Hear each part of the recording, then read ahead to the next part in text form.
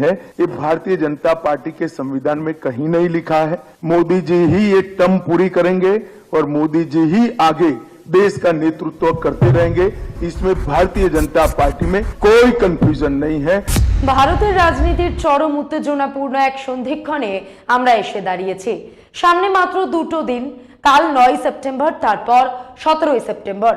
এই দুটো দিনে কি ঘটবে তার উপর অনেকটাই নির্ভর করছে আগামী দিনে দেশের রাজনৈতিক ভবিষ্যৎ। আজকের এপিসোডে আপনাদের জানাবো কিভাবে শাসক দল একই সঙ্গে নিজের শক্তি আর দুর্বলতার ফাঁদে পা রাখছে। জানাবো শাসকের অন্দরমহলে বিদ্রোহের ধোঁয়া কিভাবে স্পষ্ট হচ্ছে।